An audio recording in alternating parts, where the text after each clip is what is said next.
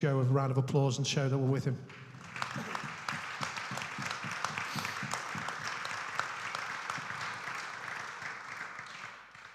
The timetable we've set for the meeting this afternoon is, first of all, I'll give an update in terms of activity in the week that we've had and what's been going on.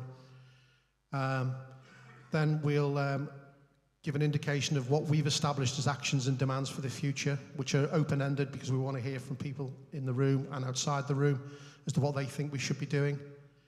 Then we've got 2 or 3 people who are going to speak from the podium about particular issues, and then we're going to open it to the floor, which will be the major part of the meeting. We want to hear from people here. And then finally, we'll do a summary and talk about where we're going from there. But I think the first thing to do is to reflect the anger and the passion that we've got.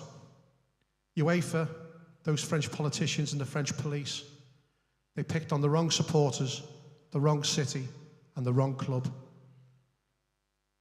We're here today to hear from you, but also to make suggestions to lead so 2 things occur. 1, those responsible are held to account. And 2, action is taken by governing bodies and local organisers and law enforcement to make certain that what happened last weekend in Paris never happens again at a major final or at any football match.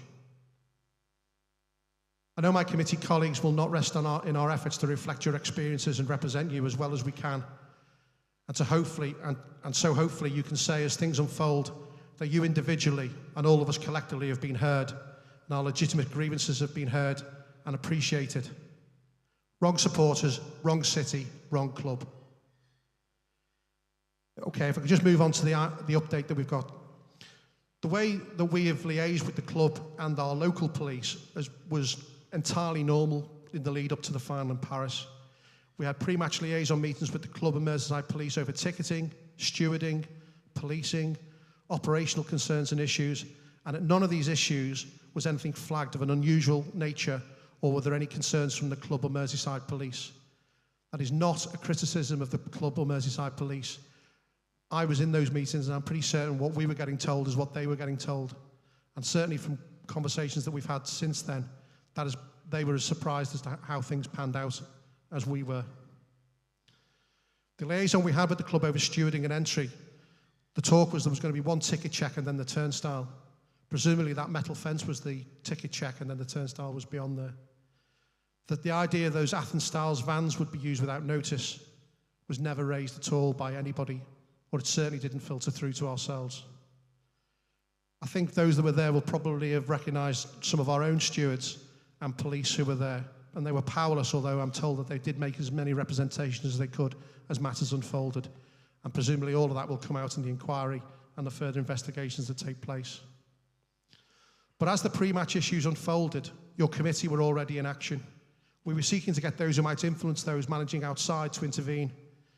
As you'll hear, there was an all too familiar deaf ear and blind eye turned by those in control, despite actions from us, the club and Merseyside police. Your union has been working for supporters before, during, immediately after and since the game. And we've handled over 110 press inquiries over the last 6 days, nearly 30 from French media outlets alone, and we've made your voice heard across Europe. We've collated a breakdown of the media requests that we've had, and Lucy next to me has got copies of she's making copies available if anyone would like to see who we've been dealing with and the work that we've done in the last 6 days. I think we also want to reflect the fact that we've been supported brilliantly by local fan media who've done a great job in raising the profile and supporting the work that we're doing, and hopefully will continue to do going forward for you. We've been battling on your behalf with the French Interior Minister and the Sports Minister since then over their lies and inaccuracies. The all too familiar UEFA are not without blame either. The late arrivals that started straight away trying to create a narrative. The 40,000 ticketless fans, despite the fact that the transport evidence and Merseyside police made it very clear that that was just a load of twaddle. Rampant fake tickets, the number of those tickets has rocketed and gone back and forth and evidently is now about 2,000. Storming the gates, well, all the evidence that everybody saw of anyone storming gates was of local people, not of Liverpool fans. And the ridiculous connection of the Euro 2021 final with LFC fans. Bearing in mind, we're not massively, significantly supporters of the England side, and I'm sure there weren't many of us who were there. The UEFA and French division of responsibility at the ground is going to be key to this. You have a situation at grounds where UEFA, so if, for instance, in a Champions League game at Anfield, the footprint of the ground is taken over by UEFA, and UEFA will decide what goes on in there, and it's their stadium for the duration of the game.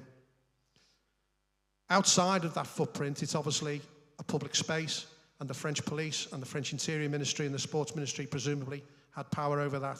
So that's going to be a crucial thing to get to the bottom of regarding division of responsibilities. Who is in charge? What did they do? What didn't they do?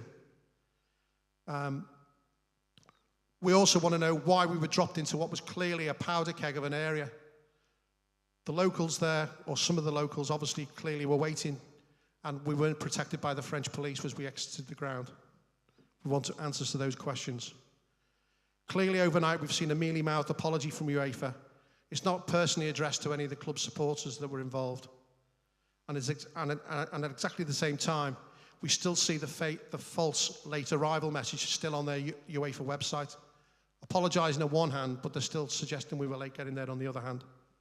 And of course, the social media has shown there were problems at the France-Denmark game last night when they couldn't even organise their own national sides game. We've also seen this week a UEFA inquiry announced with a chair who for now might get the benefit of the doubt, but clearly from research we've carried out has a track record of seeking stiffer sanctions and control over football supporters. We will expect and demand that UEFA seek agreement as to the terms of reference of any inquiry, and that they will also fully support and fund supporters' representation before it and during it, including logistical, administrative and legal funding, so there is an equality of arms amongst the participants. To take a leaf out of Ian Burns' Hillsborough Law Book, we want a Paris law. We've worked all week looking at what concrete and immediate demands that we've had, and no doubt more will come from this meeting today and afterwards. But basically, the list of demands and actions that we've got going forward that we've been working on all week is as follows. We're seeking a full ticket refund for all LFC fans who attended the final from UEFA. We want the immediate resignation of the French Interior and Sports Ministers. We want UEFA to expand their apology and for UEFA to recognise SOS as leaders of the LFC supporter engagement with their inquiry, and with the aim to lead to a new fan charter for European aways for supporters, ticketing, policing, etc. We're also going to seek engagement with sponsors who've been very quiet over the last week. They're very clearly very interested in getting our support and money, but what do they think? They have a responsibility to their customers and to supporters as much as anybody else. The FSC, which is the European Football Supporters Federation, have a conference next month in Frankfurt, and your union will be addressing the Congress, seeking a Europe-wide support for the new fan charter and for the actions that we're taking. Closer to home, you're all aware that during the pandemic we had the Help Is Here, which was a targeted campaign of raising money to raise funds for food. Basically, we want to expand that. There are people who have had significant issues arising from what happened to them in Paris. So we're launching a fundraising exercise in the next few days, which will benefit those who are in serious need, and we'll indicate exactly how to make an application for support and who will qualify in due course. What we'd like to do is, if anybody's got any donations they want to start today, Melissa at the end of the table could be spoken to after the meeting, and we'll gladly accept your donations, which as always will be used as much as we can for your benefit and for the benefits of other supporters. I think also it's very important that we recognise that there's mental health issues that have arisen from this situation. You've got fathers and mothers who were there who felt a bit powerless over how they could protect their children at turnstiles. You've got people who were there in '89 and have had flashbacks in terms of what's happened there. And you've obviously got those that were there for the first time and experienced what went on, who have also been impacted from a mental health situation. We're going to continue our work with Liverpool Football Club and the LFC Foundation to support the mental health fallout. And if you'd like to speak to any members of the committee confidentially, we'll help you get referred as much as we can to see what support you can get, or anybody that you know. And finally, unity is strength. Join the union if you're not a member. Google SOS and the join page, or speak to Mel today, and we can actually get you joined up today. The more people that are behind us, then the better it's going to be. Okay, so that's enough from me. So what we're going to do now is I'm going to pass over to Ian Byrne, our committee member, who's got a few points to make and is also going to read a statement from Pete Weatherby QC, who was involved in the Hillsborough inquiry. Hello everyone. Just a couple of things really. Just like to thank everybody in this room and every Liverpool supporter for the way they've conducted themselves both on the night of the game and also since. I think for 32 years the lies and smears stood the test of time. After 89, 6 days it took for the wall to come crumbling down amongst the smears and lies from UEFA, the French authorities, the French government.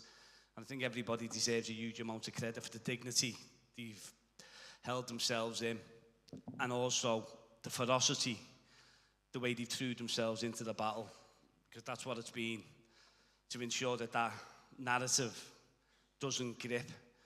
And there's many in here that's done many interviews, but I've been struck by the reception I've had from the French journalists and also the UK journalists, to be honest, but the French journalists who believe what we're saying. And I think that's credit to everybody who's posted on social media, everybody that's been involved in the fight back against the lies and smears. So I think everybody deserves a huge amount of congratulations on that, considering how difficult it's been for everybody under the circumstances. For me, obviously my job starts on Monday. We get back into Parliament. I spoke to the Liverpool MPs today. We're meeting all the MPs who want to be involved Monday night. It's about creating pressure, keeping the pressure on. As I've said, the last 6 days, I've created a huge amount of pressure in French politically. We've seen what the Interior Medicine and Sports Minister disgracefully said. They are going to have to roll back on that. They'll have to apologise, I think, because the weight of evidence against them is overwhelming. My job on Monday was to continue, and all the other parliamentarians putting the pressure on. So hopefully next week you'll see that where we'll get the government to make a statement, and then people, I don't know if you see me tweets where they asked constituents across the country and actually across the world, today's what they seen, what they experienced. So that's a hugely important part of it. The second important part for me is the UEFA investigation. Now, we've got lots of experience, as I've said, about what's happened to us since '89. We've got people who have been involved all their lives, who know how it works. And on Tuesday, me and Steve Rotherham met Pete Weatherby, Elkin, Abrahamson, and I was on the phone to Phil Scranton as well, and I know Steve has. They've offered their expertise in assisting with the collection of all the data, the reports, the analysis, and we're extremely lucky to have people at that ilk, and there's others as well who we know who've been involved in the fight for truth and justice. You've got the likes of Sheila Coleman, there's the family, there's everybody, but then Pete Weatherby and Phil Scranton have come to us and said they're happy to be involved. We're extremely lucky to have people at that calibre to be collating this evidence, pulling it together, and delivering it to UEFA. It's hugely important that we don't allow a whitewash. I think we're all extremely worried that UEFA have attempted to shoe on someone in so quickly, and the track record's very worrying, to say the least. So what we need is to insist, demand, and hope that comes from this meeting today, that we want representation who we actually trust and have got confidence in. I want to read you Pete Weatherby's statements out just to reinforce what I'm saying. So we're not alone in this fight. We've got unbelievable expertise, and I think that's worth emphasising. I'll read it out because it's really powerful and it'll resonate. Some of you may remember me because I represented many of the Hillsborough families, and I represented Michael Shields, the Liverpool supporter, wrongly convicted of attempted murder in Bulgaria in the aftermath of the 2005 European Champions League final. I am astonished to find myself once again asked to advise concerning another baseless attack on football supporters, and once again involving supporters from Liverpool Football Club. As I settled down to watch the match on TV, I could not believe my ears as I heard exactly the same lies and distortions coming from both football authorities and the French police and politicians, the same as those we had unpicked about Hillsborough and exposed for the falsehoods and covered up that they were. Once again, Supporters were being accused of causing near catastrophe by turning up late and without tickets, a claim then amended to industrial scale ticket fraud. As my ears heard these lies, my eyes saw on TV the extraordinary scenes of French riot police pepper spraying supporters, many of them families and youngsters, and lashing out at others.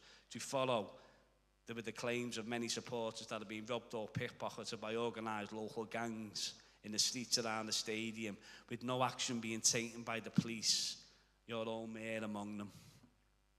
UEFA has access to virtually unlimited resources, and much of its reason to exist involves putting on major tournaments, games and finals. The Stade de France is the national football stadium, and the police, Paris police, week in and week out, have to ensure the security and safety of major football matches. Before the authorities and the police had the horrific recent experience of the 2015 Paris terror attacks, some of which occurred at the same venue, UEFA and the stadium authorities should have had plans and policies and contingencies to deal with the crowds expected. They should have deployed sufficient entrances and safe approaches and deployed the appropriate number of properly trained stewards and security staff. Likewise, Paris police should have had appropriate plans and contingencies and deployed proper resources to ensure the security and safety of all, and they should have paid full attention to the well-known problem of criminal street gangs playing on football supporters. All three, UEFA, stadium authorities and the police, should have been well aware of the usual attempts by other criminals to sell fake tickets. None of the problems that arose last Saturday night were unusual or predictable, quite the opposite. If problems arose were predictable, sadly, so were the immediate denials and blaming of the supporters. Instead of being accountable, telling the truth and trying to do better, we were fed the lie that it was all the supporters' fault. Thankfully, we live in an age where we have had a lot of mobile phone footage. That alone should do for the lies and excuses, but only if it's a swift and proper and independent inquiry. UEFA say they've set one up, and last night, a week after the events, and even a week where people were led to believe that the lies on the night, UEFA has issued a partial apology and some details of their inquiry.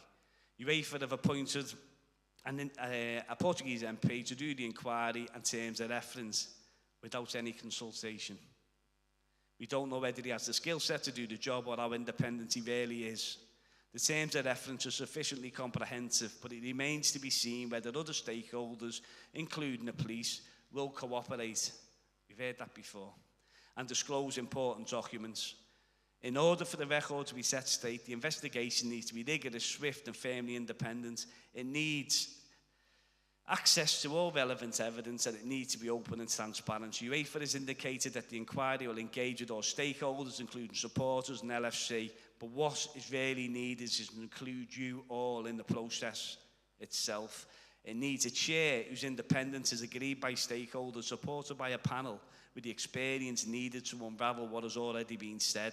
It can only have credibility if you, the supporters, have representatives involved on the panel who will properly challenge all those responsible for what happened. On the evidence available, it does not appear that Liverpool supporters arrived late. On the contrary, many arrived early but were barred from entry. On the evidence available, it does not appear there were unusual numbers without tickets. Where were they once the match actually got started? Why were criminal gangs allowed to roam unhindered to rob and dip the victims, despite this being a very known phenomenon? What measures were taking place to prevent ticket fraud, an ever-present problem across all major sporting events across the world? These are just some of the questions UEFA need an independent inquiry to answer, and very, very quickly. To finish, my advice is very clear. Demand a voice within the inquiry itself. Demand representatives on the inquiry panel. Demand that it publishes its evidence and not just its findings. And demand that it is concluded in weeks, not months. Thanks, Ian.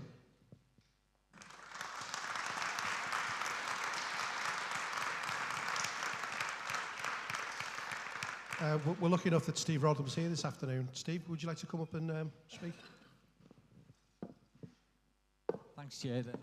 And just to reiterate what Ian's just said at the end there, that conclusion is really important.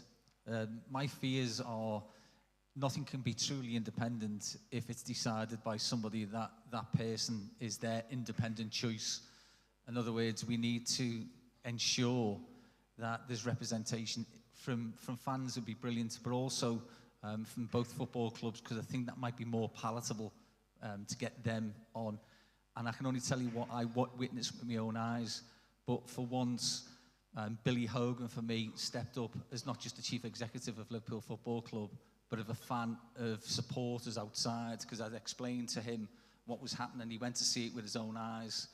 He was shocked by some of the scenes, and he came in, and I think he threw aside what his responsibilities to ownership or whatever were, and he was trying to fight the corner of ordinary fans who, at that stage, we were still thinking it was going to be a 9 o'clock kickoff, and we thought that that would put them in genuine jeopardy. I also, as people perhaps might know, had a confrontation with Seferin. And I can only tell you, I spoke to Sarkozy was there, so I got hold of him. Deborah Hewitt, who's the chair of the FA, who did act on what I said. I spoke to Infantino, and he said, despite the fact that it wasn't within his jurisdiction, he'd go and speak to somebody. The only person who showed absolute no concern other than for the reputation of his organisation was Seferin. I actually said to him, you need to do something. And he said, we've only had 3 months to organise this. By the way, everything that I'm saying here, I know is on record, so I'm careful with the words to remember exactly as it was said. He said they only had 3 months to organise the event, and that they'd kill themselves.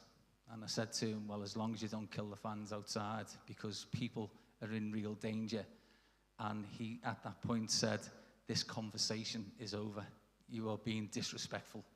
And I said, you are being disrespectful because things are happening outside that you need to be aware of.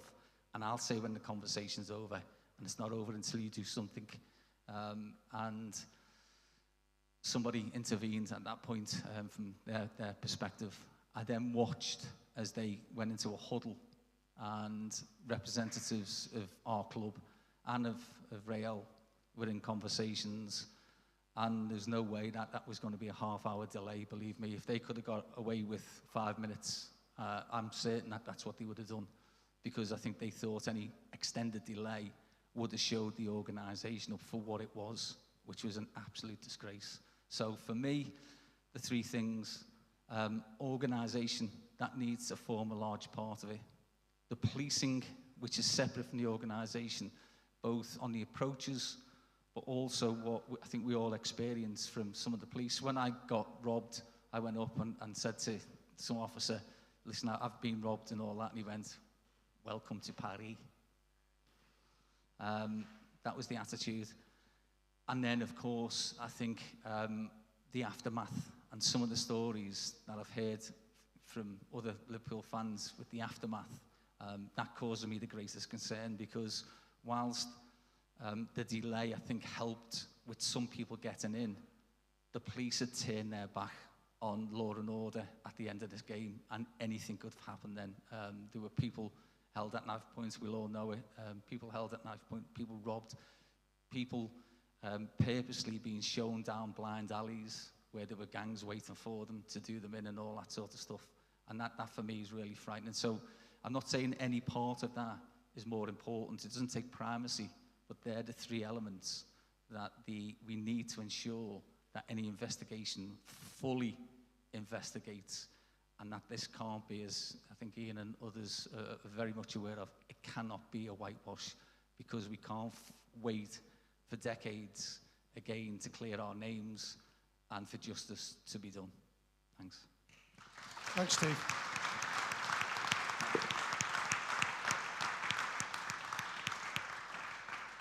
There's just 2 more speakers from up here, and then we'll open it out to the room. First of all, Steve Monaghan's got a statement to read from the Liverpool Disabled Supporters Association. That on? This is from Eddie Morris, who most of you might know on here. He's the chair of the LDSA. He unfortunately can't be here today, but he's asked me to read this out for him.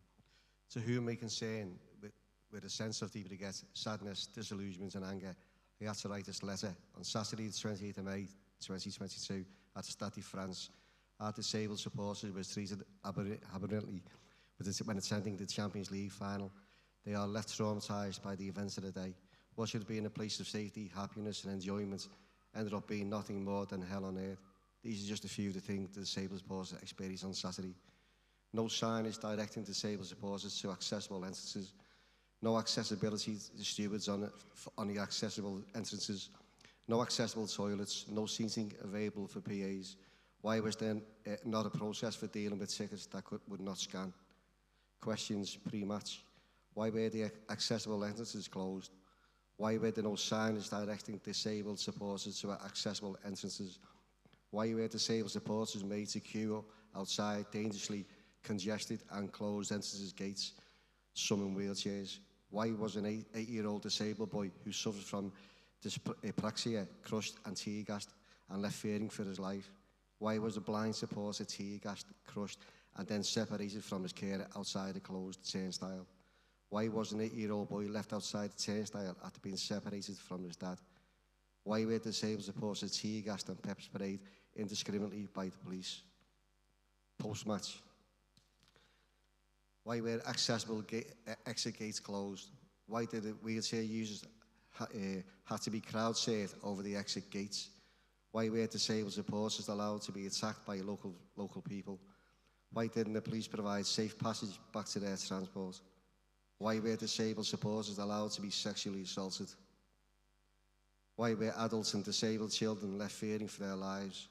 Why did police tear gas, pepper spray and use flashbangs on LFC supporters when we reached what we thought was the safety and sanctuary of the train station? The events that unfolded at the Stade de France were horrendous for both disabled and non-disabled supporters alike. We need accountability. The lies and narratives being touted by the French authorities are like a playback book from 1989, when they cannot be allowed to be left to go unchallenged, casting aspersions on LFC supporters who have done nothing wrong other than attend a Champions League final. The truth matters. Eddie Morris, Chairman, LDSA.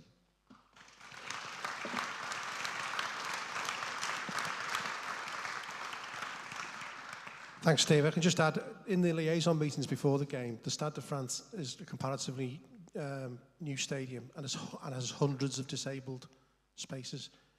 I think either both clubs ended up with about 40 being allocated with no explanation of where the other hundreds had disappeared to.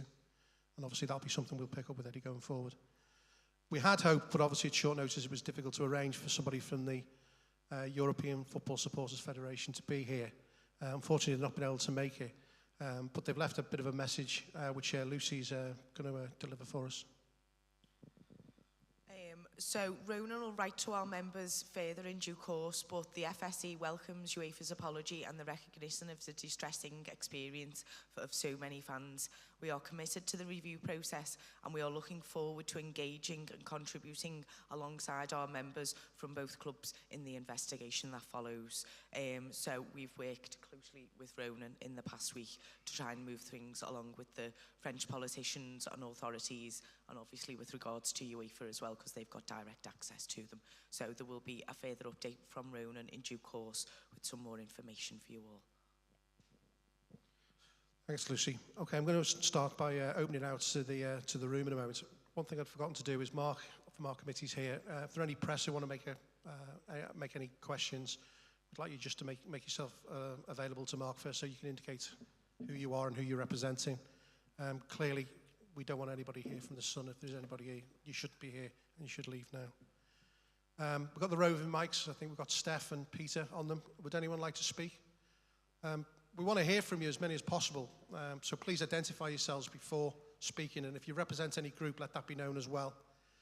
Clearly, personal accounts of Saturday will be represented in what you're going to say in the room, and if it helps you, feel free to share that with us. We want to balance that support that we hope we can give you with using today to take supporters' temperature and to get views and ideas of what concrete things we can do going forward. Who's got the first mic? Sorry, can I Cheers. ask a question, please? Sorry, I'm Gareth Penman. Yeah, could you stand, Gareth? Yeah, of course, sorry. Gareth. I've noticed you mentioning about compensation for people getting their tickets refunded and travel and stuff like that. But incidentally, there was a lot of people there. There was like in the tens of thousands of people there without tickets who went to the fan parks and stuff like that, who were also CS gassed and abused by police. So where do they stand in this process? I mean, because, you know, the people with tickets was about half of the people there. So there was a lot of people who were extremely distressed and everything who were there just for the experience. I think that you've hit the nail on the head there. I mean, it's obviously very difficult to identify them individually. Obviously, people put hands up and say they were there. But certainly the action that we're going to be looking to take is going to cover the fan park incidents as well. I mean, clearly those people going by their own business, leaving the fan park towards the end and then getting chased out with tear gas is unbelievably unacceptable. And obviously we'll do everything we can to support those and get some sort of reflection and recompense for that. Thanks, Graham. Have you got a mic? Okay, thanks. Hi, Andy O'Brien. All right, from a personal point of view, I'm not interested in apologies from UEFA or anyone else. I'm not interested in the inquiry, to be honest. So my angle is a class lawsuit against UEFA and the organisers, because you've got 80,000 people who were in that stadium, and everyone could join that. You've got countless others outside. So, that's a lot of money. So where are we at with appointing legal, barristers or whatever they are on our behalf and taking it to UEFA and the organisers? Thanks, Andy. That's clearly an important issue which we are in the midst of addressing. There are actually quite a lot of issues that you can understand. There's the jurisdiction of it being in France, tickets being sold in this country. Obviously, who's responsible? You've got to identify who's ultimately going to carry the can for this. But all of what you've said is something which is right at the forefront of our minds in terms of making certain that our fans are represented and get the justice they deserve. Yes, go on, come back. Sorry, just to add to that, where are we with liaison with Liverpool FC as well? Because, if there's a class action or something, shouldn't they be underpinning it for us or underwriting it? Have we had any dialogue with them? Basically, during this week, there's not been any formal meetings with the club, but those will definitely be arranged. I mean, as you can imagine, I think to some extent the club, apart from, obviously Billy Hogan's been front and centre, and I think has done us reasonably proud in terms of how he's represented from the club's perspective, the supporters. But I think they're all sort of hunkering down somewhat in terms of what the reaction is going to be and what they can say publicly. But certainly, I would imagine in the next week to 10 days, we'll certainly be meeting with the club to actually talk about exactly what you're saying, about working with them. This is a real opportunity for the club and the supporters to work together, something that obviously we as a union have tried to do for the last 15 years. Next.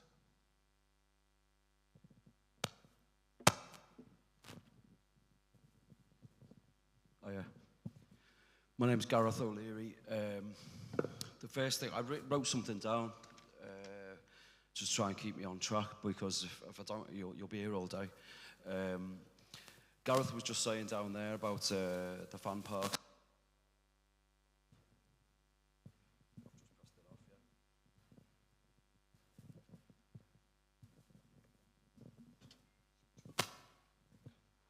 Hello. So Gareth was saying about the fan park, and I think you said that you need to. It'd be difficult to identify individual cases, for example. So let me just start with that one. My partner, who's the mother of these two kids and one outside who's 16 months of age, was at the fan park. And if I get a bit emotional, you'll have to excuse me, because after the game, at the end of the fan park, she went outside and was trying to get help to get into this train station, which we'd arranged in case we'd lost communications, that we would be able to meet at Nation, whatever you pronounce it as. The police had blocked it. There were people coming out and they said it was closed. So she had no other plan other than perhaps trying to get a taxi. Anyway, long story short, she ended up getting pushed, thrown on the floor and arrested in front of these two, which is one reason why I brought them, because I want them to see that these things don't end up in us in misery. Someone else will end up in misery for this. My 16-month-old is outside now with mum, and I was hoping she'd be here now, but she's just trying to, keep him. You can hear him. Anyway, Part of the reason we made an alternative plan for the station was because in case batteries went on phones, well, as it turned out, of course, I had my phone nicked anyway when I was trying to get in. We've taken it up as far as we can for now, and we'll take it further. It was in the Echo, by the way, and if you want to read about it, but more to the point was we were quite surprised, or maybe we shouldn't have been surprised, with the bile that was put underneath in the comment sections about a number of things, all of which you'll all be aware of, the kind of things that get said. Which takes me to my next point then. Aside from the fact that I had my phone nicked, like a lot of people will have done, tear gassed, by the way, our party went from a 16-month-old to an 84-year-old. The 84-year-old, you know, he's been to most of the European Cup finals, he wouldn't go in. So there's many layers to this, isn't there? Many, many layers. And there's many things I could say about accountability and the involvement of the club, Liverpool Football Club, which I'd like to say something about if I can. But I'll get to the point, which is, you know, we pay 2022 prices, right? And I'm sometimes still startled by how much I'm paying to go to these things, whether in England or abroad. And if we're going to get 1985, 1989 level of service, if you want to call it that, then fine, take us back to that and charge us those prices and we'll know what we're dealing with. But when I'm in 2022 taking my family to Paris, where I've been many times before, I ended up with my missus getting arrested, thrown on the floor, bruised, overnight in a cell. That was my part. I thought the night had been bad until I got the call at the end of the game and I heard that. So what I'm saying is, the Liverpool Football Club need to finally stop prevaricating over who they support here and how strong they come out and support us. How many things we've been through now. How much damage we've all been under. I don't want these kids or anyone else's kids experiencing anything like this ever again. And I don't mean just with Liverpool. I mean everywhere following football. Because if they do, you won't be sitting there. I won't be sitting there. You won't be sitting there saying, oh, we told you so. You know, you made us the scapegoats. You thought we were the weak or the vulnerable, whatever. You think you can slur us all the time, every week at the match, wherever we go. No, when it happens to someone else, we won't be sitting there saying, I told you so. We'll be sitting there feeling ashamed that we let it happen to others. So what I'm saying is to, you know, political people from whatever persuasion, although, you know, certainly one of them don't give a damn, and they haven't represented us again, but then we knew that. I'll be honest, I don't think the other side that we might be a bit more favourable to. I haven't heard anything apart from the usual, you know, I understand Ian, Steve. Where are the rest publicly? Right? I don't want to put them in difficult positions, but let's just be honest about this. So the club, politicians, the media, thank God, you know, on this occasion, and apart from the usual stalwarts like Brian, but some of the others as well have stood up for us. But all I'm asking is, can we draw a line here? Don't accept any more of this. Right? Don't just think you're going to get your justice or your procedure from investigations. We know how they often go. We all need to draw a line now. No more of this. No more 2022 prices with 1985 standards. No more slurs. If you want to stop this happening and you want to stop creating the space for this to happen again, because that's what happened on Saturday. That space was created, in my mind, by all the slurs that we've all permitted on social media, at the match, in our faces. It's been carrying on. They created that space. If you don't draw a line now, never mind investigations or whatever else, be strong now. I thought we were strong. I'll finish now. I thought we were strong. I looked at it on Saturday, Sunday, and I realised they don't see us as strong. They see us as weak. UEFA see us as weak. The French authorities saw us as weak. We're not weak, and it's time to make everyone aware. This is the end of all this. If we're going the game anymore, this all has to stop now. This is the line. No more.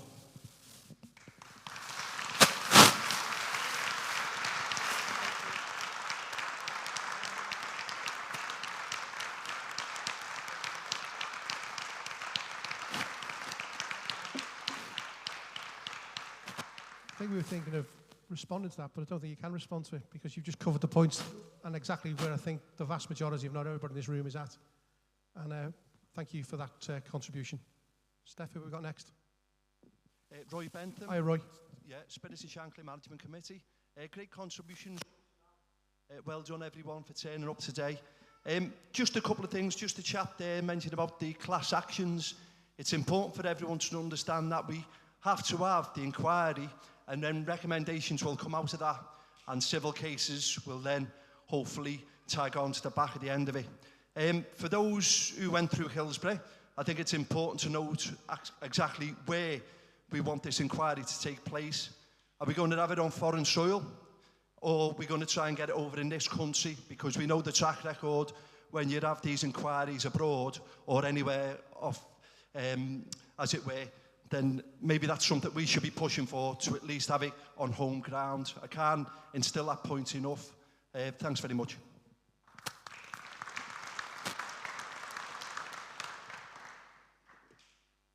We go next. Yeah. Hi, my name's Chris Williams. We went as a group of 10 to the final in Paris. Colin was stabbed in the arm with a bottle. Took him to hospital Tuesday when we got back. Possible fractured ribs. Everyone in our group has struggled since we got back. And I appreciate the request for compensation and investigations. But realistically, nothing is going to happen. Nobody will get their money back for that final. We need to stage a full boycott in the first Champions League home game. Everyone buy the tickets so that we don't get any tourists coming and filling the ground while we're not there. Let's buy the tickets, stand outside. Spirit of Shankly, get in touch with Real Madrid fans. Rangers and Frankfurt fans have bad treatment in Spain. Let's organise a combined boycott across Europe and make sure we see some change.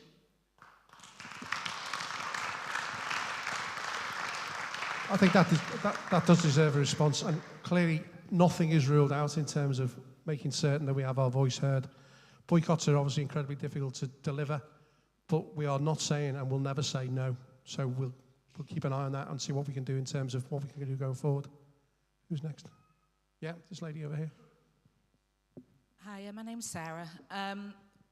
The final was really special for us this time because I took my son and he hadn't been able to come because he was too young to come to Kiev, he was too young to come to Madrid. But I lost both my parents to COVID, and I made him a promise that we'd go. And we went, and I managed to get UEFA tickets for us, €609 a ticket, and I did it to take him.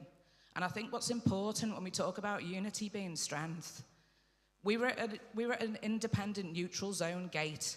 We were staying in Saint-Denis. I speak fluent French. It was dead easy for me to arrange.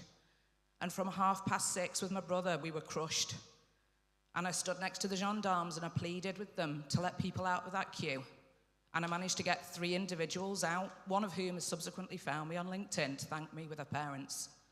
And it was terrifying. There were 3 children, literally 18-year-old kids, checking tickets between 2 police vans while the locals were climbing the trees. And I remonstrated with the gendarmes and I told them, yeah, les gens là-bas qui sortent des arbres. And the guy said, I'm here, me. They did nothing. They wouldn't radio. They would do nothing. And we got separated in that crush. And everything that we'd done to make that a joyous occasion for my kid, to get over the shit that we've had over the course of the last year, was gone. Because all I cared about in that moment was that my kid wasn't going to get killed. Now, subsequently, I've written to the club directly because the form that goes up, yet again, short-sighted, just like Fan ID, and I say that as somebody who contracted with the club, they didn't think it through. It was a knee-jerk. Put a form up, but only take the evidence from X, Y, and Z. No, absolutely not. All of us around that stadium, there were loads of Liverpool fans. I was stood next to Madridians. I was stood next to Chelsea fans randomly. We were all there together. And the club should be doing everything that they should be doing to take evidence from all of us. Because but for the good grace of how we conducted ourselves in those crushes, but for the fact, whilst they were driving motorbikes into the crush with us to try and get people through because they were VIPs, somebody would have been killed. And they would have been killed at the neutral gates. And there's not enough being said about the fact that this was a universal problem all around the stadium. It was shite, it was badly organised, and it was disgraceful. And I put my son and my brother in danger for what? To make happy memories.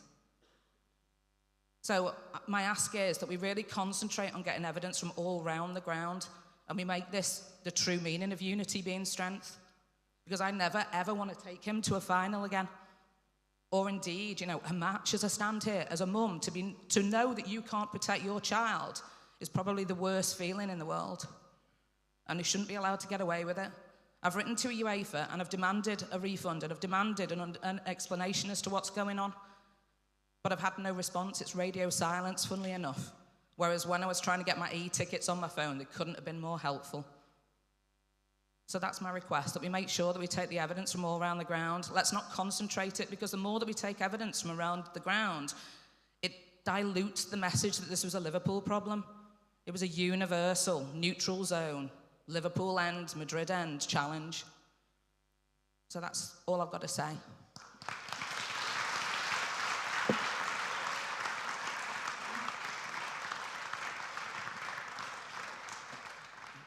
Thanks for that, love. We have been collecting evidence of everyone from all around the stadium, not just from our end. We had loads of information from Real Madrid, what happened up that end. With some of our own committee, it was in the neutral section, and you know, we know what happens to Steve Rodderman, where he was as well. So we are getting all information from all around the ground. It wasn't just our end. Okay. I think also you've got Phil Scraton, haven't you, who's collating evidence as well. And inevitably there's going to be a groundswell. I mean, it's a really powerful testimony that we've heard in the room today. And that can't be ignored, and it will not be ignored. We'll make certain it's not ignored. And who's next? Is it Martin? Cheers, Graham. Sorry, Martin first and then... Listening to the testimony and what people have said there, and it was really important, the man at the back, when he said, we're not going to put up with this. But since the 15th of April 1989, the fight was from the fans. The fans fought that on their own. We had very little backing us. Everybody who was involved, you know, we can go back, we can talk about the comments of what's the point. We can talk about how the club respected the various campaigns and so on. It disappointed me when you said that, and this is no fault of anybody in this room, that the club haven't engaged formally this week with the union.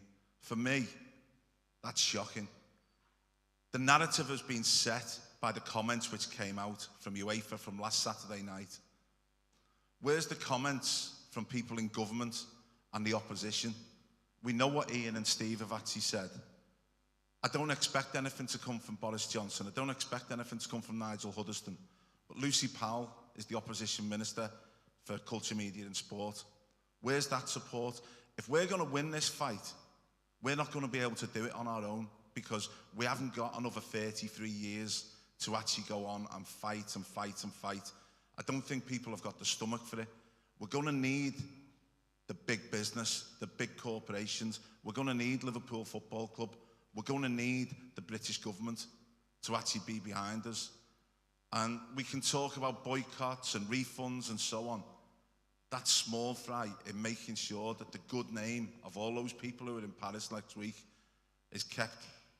Because, as you know, Mono and that'll know, those of us who travel everywhere in the country and the world, the shit we've had to put up with, even in the last 12 months, about always the victim and so on, next year is going to be off the scale.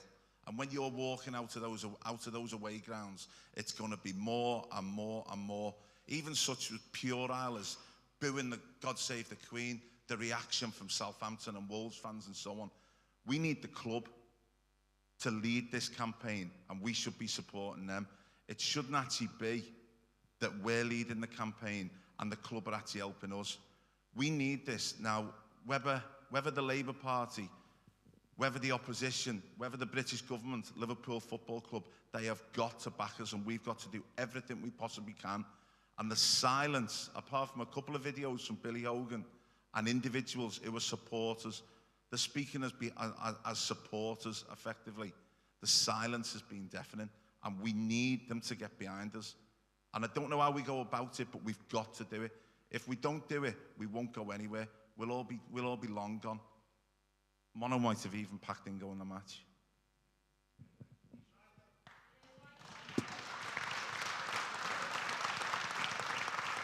Martin, I think you're absolutely right. It's going to be a real litmus test in the next couple of weeks as to where the club steps up and what they plan to do and what support they're going to give. and what leadership they're also going to give. So we will be pushing that, and we will obviously report back. And as you know, if we see any equivocation or any sort of watering down of what they're likely to do, we'll be first there as critical friends of them. You know, I trust how we will actually go forward, but it's when if we're going to get doors closed in our face, we've got to keep opening them and do everything we possibly can. And it's not just our friends down the road there, it's the people who are sat in Parliament as well. We need to hear it from the opposition leader. We need to hear it from the opposition Department of Culture, Media and Sport. They need to be turning around. They need to make it political. And I won't ask for a response from Ian because that's not fair in this public arena and so on. But we have to make sure that we have people who are supporting us. But they have to lead it. They have the clout. They have the finance. They have the legal wherewithal. We're all volunteers. We're all football supporters. It's our pastime. We haven't got it to actually do that. But we've got the fight within us. They need to lead it. And if they're not prepared to lead it, then we need to let them know that they've let us down like they let us down 33 years ago. Thanks, Martin. Yeah.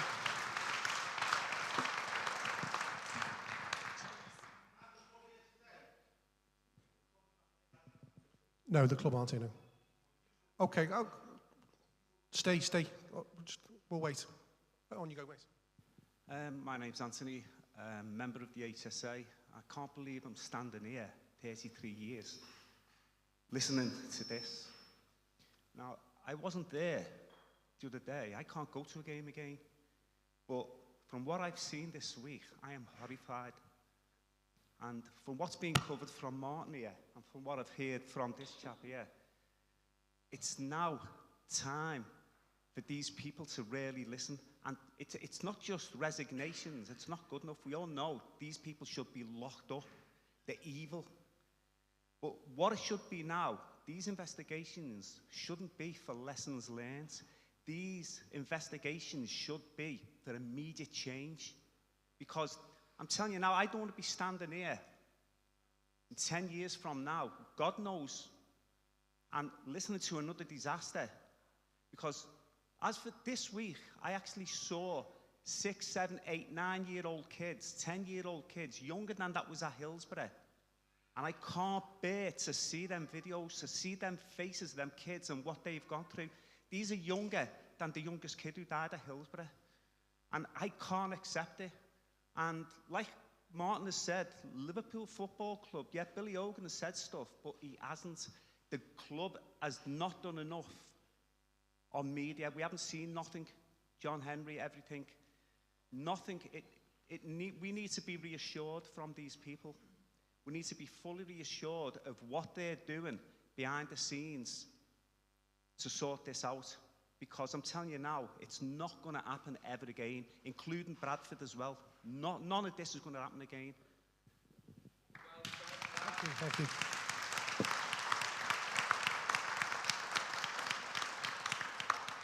Fran. Hi, great. Great point, well made. My name's Fran Stanton, sorry. Just on the point of the demands and what we're asking for, and I know it might be sort of to gain consensus, but what's the consequence, or what leverage are we using to getting those demands rather than just asking for them? Because it all seems very official that we're following authority channels and putting in for inquiries. But as a supporter base and as a platform that's being built in supporter representation, you've got an army behind you here to call action on whatever you want to do, whether it be things that you can be called publicly or not. And the lads who raised it there and sort of just went away from it, what's the Champions League looking like next season? Because as you mentioned there, UEFA come and take over a part of our city so many times during next year. So what can we do as a supporter base to make sure that, one, the world see how we feel? Because these inquiries aren't going to be over by the first home game in the Champions League, even if they started by that time. So what are we putting in place, or what are we proposing as a supporter base as action directly at UEFA and action directly at the sponsors of this that sits alongside the authoritative channels and the inquiry channels, because we have got a voice, so we do need to use that voice as supporters, and we're looking out for just to put something there that we can follow. Do you know what I mean? Put the call to arms out and we'll back you. And just to revisit the point of the club, so I know you've had discussions with Merseyside Police and the club beforehand, but one of the very earliest announcements I seen from the club was that they'd raised concerns about safety prior with UEFA to the meetings. So who did he tell? Because they've not come to use in the meetings with Merseyside Police. So when does a concern about safety that gets raised in a meeting with UEFA become more than just a point in the minutes, so that they can say, we raised that point? When it all comes back to the club looking out for us again. UEFA have failed, don't get us wrong, French authorities have failed. But the club have never backed fans. They haven't. From Hillsborough, they had sympathy for us, they had empathy for us. Until the independent panel come out, they never backed us. And that's what we need now. Billy Hogan, Tom Werner, great letters, great videos. You need to come out and front this as a club and as a city and as a fan base, and you'll have us all behind you, because we need your help. And I don't want to know about players wanting 300 grand a week or 400 grand a week. Read the room. Do you know what I mean? We're all on the floor, our heads are battered, and we've got contract talks coming out. No one's interested. We want you to fight for us and nothing else.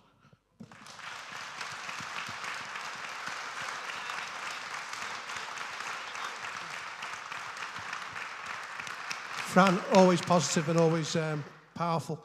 I think the thing is, we're not a week from the game yet. This meeting is an important meeting because we want to, as I said earlier, we want to take the temperature, and the temperature is clearly coming across as far as where the clubs stand. As far as demands are concerned, again, we want to make certain that we're not just going off on one, and we're actually listening to what members and people have got to say and what they want. Because first of all, you make those demands, don't you? And it's then the reaction when they're turned down, or you don't get any response, or you get ignored.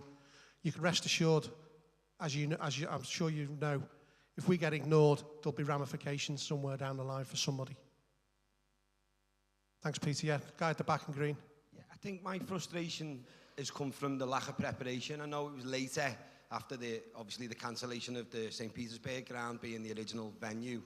But the minute we got to Saint-Denis, we got out the car and someone come up to us and said, are you staying here? And we said, well, we're parking here today and this is where we're going to be. And he said, you don't want to be around here? And I thought, that's not a good sign straight away, what's going on? And there was just nothing before we went. That lad's just said it. Where was the communication from the club, from the FA, from UEFA about the area? I've read about the area since I've come back. It's the worst city in Europe. Saint-Denis has got more crime than Naples, than Brixton, you name it. It's got the highest rates of robbery. People were getting attacked left, right and centre. The police were doing nothing. We stood in the queue, we were policing ourselves. They were behind the fence. We were saying, come through, they wouldn't come through. We were throwing lads who were jumping over, like French lads, we were throwing them out ourselves, and then we were getting sprayed for doing it. It was just madness. But I just don't understand how you can put a final. I know it's a massive ground and it's a massive city, but no one knew where we were going. That was the Wild West, Saint-Denis. I've never been anywhere as dangerous in my life, and we're from Liverpool. You know, it was mental. There was no rules. People were getting attacked, and we should have known that. People walking around in ones and twos, they were getting attacked. I don't understand the lack of communication from the club, from whoever it is. No one knew what they were walking into. And the police have got a massive part of that. And when the inquiry happens and whatever, how much of the gendarmes are going to get held accountable for their actions? They were a waste of time. All they wanted to do was, even the fan parks, which I was in the ground, they were attacking people at the fan park for nothing. Just a disgrace, to be honest. Thanks a lot. Anybody else? Here we go. One at the back and one at the front. I'll just a part of that, because one of the questions to UEFA should be, why haven't they got a contingency plan in place for if something happens to the host grounds and city? Because surely any good project management has that in place. So why did it take a war and then people had to put in a bid for it? They didn't have just someone ready and waiting. So France put in a bid and UEFA gave it to them. So we've got an expectation that they think that they can put an event on safely, and that area can be made safe for a flagship event, which it clearly cannot. And you can go back and lots of events in history now, on concerts, in other things, that they cannot police that area safely, and so they shouldn't be allowed to have things until they can.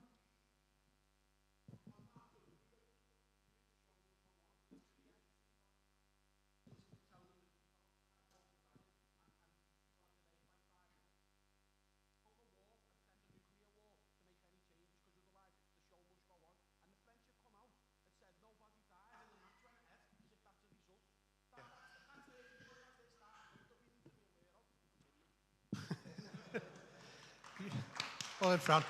You sort of pass it back to the guy, so the guy at the front and the guy at the back. So, I'm Jonathan, Jonathan Murphy.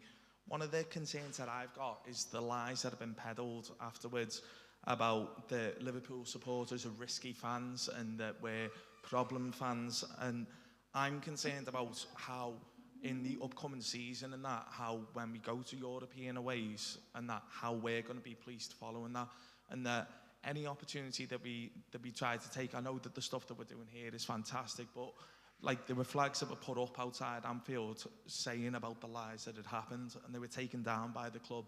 And I'm just wondering how it is that we're going to be able to put the truth out there so that future police forces, future like different European like bodies and that know how we actually are, because we're not risky, we're not problem for the. It was only by the good grace of our fans that there wasn't a further disaster, that there wasn't anything worse outside of that ground and in that fan park and throughout the entirety of the day. And I will say, during the day, I like up until around 5 o'clock, I was having a boss time in Paris. Like the Parisians that had met there were sound. Even the gendarmes, some of them were sound with us and that throughout the day. But it was like after like that 5, 6 o'clock kind of thing, it became a massive show of force. I left the fan park at half time with my girlfriend because we just didn't like the vibe. We didn't like the way that everything was feeling. We come out at the back of the fan park and go to try and find an Uber. And there's police there with riot shields and full gears, and there was nothing to indicate that there was any need for any type of that. But yeah, sorry, I'm going off course here with it all, but I just want to know what it is that we can do in order to make sure that an honest, realistic view of what we're like as supporters is seen, so that we're not tarred with this fake brush that Damien's come out with. I think, hang on a second, Mark. There's a couple of things. I'm absolutely certain that the police report from Merseyside Police to the French police said for the last 10 years, Liverpool supporters' behaviour in away games in Europe has been exemplary. That'll come out. You'll see that report. That'll be disclosed at some point. So the feedback from our police and the intelligence the French police got was low risk. They have reacted the way they've reacted, presumably because that's the way they police. I mean, I think we have to recognise that they have different types of police in Europe, don't they? I mean, it's not like bobbies like we've got, and the bobbies go from like wearing baseball caps, and sometimes they'll go into riot gear. They've got the lads who are in riot gear all the time, who are just obviously waiting for it. So the other thing is, if you look at the positive social media before the game, that's the message that we're sending, isn't it? Look at the 40-odd thousand, 50,000 in the fan park and having a good time. The feedback from all the restaurants and the bars and the taxi drivers about how great that we all were. That's they're some of the things that we can try and push, but it's incredibly difficult, as you say, because there's a narrative that might start getting going forward, and we'll have to fight against that narrative, which is back to what Fran's point was. Okay, so there was a lad at the back. Yeah, Ray Hughes. I did enter through Gate Y, but I want to look at things from a slightly different angle, and that's the stadium itself. You mentioned before that it's a relatively new stadium, which obviously it is, but I firmly believe it was built on a very, very tight budget. You know, first things when you approach the stadium, there's no perimeter wall. It's a 9-foot railing fence all the way around. When you eventually got inside the stadium, just the cheap bucket seats with no movement. If anybody wanted to get past you, you had to stand on the seat, or they did. But the most important thing is what I want to mention is the turnstiles themselves. I'm not an expert, but I Googled them, and they are actually designed for indoor use. They cost about £1,800 each, where the normal size ones, which we use at Anfield, cost close to £5,000 each. Now, I think when the authorities had their pre-match briefings, etc., I think they identified those turnstiles as a potential problem, and thus all the resources, the stewards, the police, were all gathered by them just on the inside. Consequently, nobody was on the outside whatsoever to try and organise the queues. And the other thing with the turnstiles, those QR readers, they're not infallible. We've had them at Anfield this season, just gone. Twice, I mean, I've got a season ticket, but twice my season ticket has failed to operate. And I think they gave the figure. They said it was fake tickets, 2,579, I think. But that was the number of times it was registered as a fake. not the number of fake tickets. So my overall opinion, although it's a relatively new stadium, I don't think it was fit for purpose. That's all I wanted to say. Anyway, thank you. Cheers. And I think what you talked about there clearly is going to have to come out in the terms of reference. A good look at the stadium, where it's been placed. Back to the point that was made by Jonathan about dropping us into a war zone and not telling us where we were going into, and the lad at the back said the same thing as well. So I think that'll all be picked up on. Who's next to where are we now? Yeah, sorry, guy at the front here on the left. It's on. Yeah. My name's Ian Donnelly. I was at Hillsborough. It was my first away game, Hillsborough. The first thing that hit me was the flow rate through the underpass. There was 5 channels there, right? And say you did 10,000 people an hour. That's 2,000 an hour per channel. So you're never going to get them people through that. So I want to know who owned that process. What risk register was that on? Did they have a risk register? And what was the mitigations for them when it started failing? Who was supposed to sort it out? The other thing is about the scanning the tickets. I thought at the time, all these scans, fail. Is that contribution to the 40,000 tickets? Is that where they're getting the 40,000 from? And then if the system failed, what was the mitigation to deal with that at the time? They just stood there and locked the gate and looked at us and then started tear gassing us. It's just unbelievable. The thing about the turnstiles, they'll have open turnstiles, like at Athens, it's just no turnstiles. Having brick turnstiles with a proper dedicated machine that does the ticket rather than a handheld scanner. If people could have got in quickly, a lot of that, apart from the local problem, the only other thing is UEFA,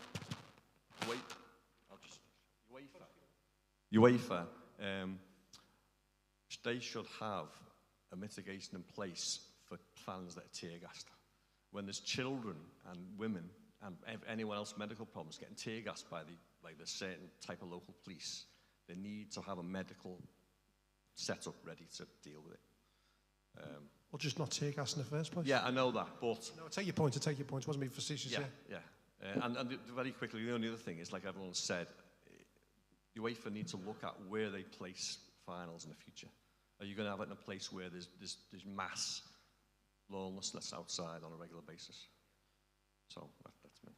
Thank you.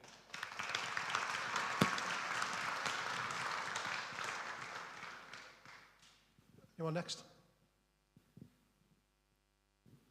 Martin again, and then Steph, the guy at the back, would like to speak again. Oh, you just passed it on? Looked like you were poised. Yeah, hiya. Hi, my name's James. I've got a question specifically relating to the area of Saint-Denis. I think this gentleman at the back touched on it first. What we experienced when we left the ground was hell. It was like a war zone. Literally everywhere you looked, people were being mugged, attacked, disabled people. It was horrific. It was just everywhere you looked. The day after the game, we spoke to some local Parisians who were telling us about the area of Saint-Denis. Now, this isn't something I've read on the internet. This is what local people of Paris are telling us. They told us that police don't go to Saint-Denis unless they're in large numbers. Such is the level of violent crime there, organized crime. So my question is, or the question I would love to be posed to whatever inquiry takes place, isn't just why did the police abandon us? It's the police know how bad this area is. We weren't just abandoned, we were thrown to the wolves.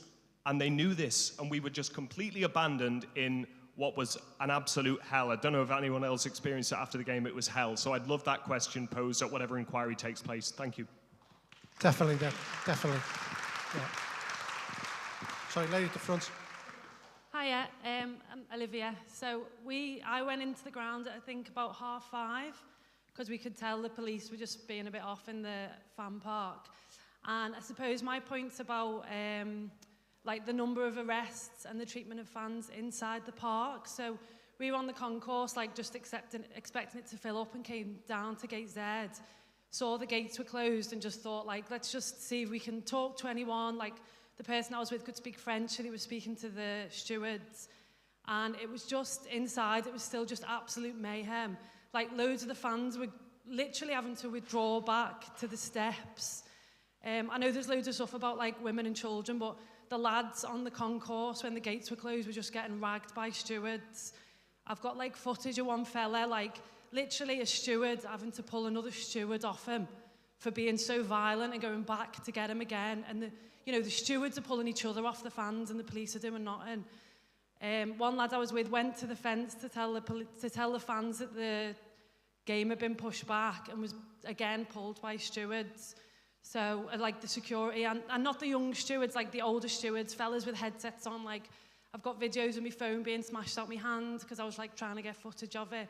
So I'm kind of like interested, like I want there to be pressure on the treatment of fans inside the stadium, but also like I've seen that they've used a number of arrests against fans. I think it was something like 44 arrests. Like the people I've seen that were getting grabbed did not need to be arrested.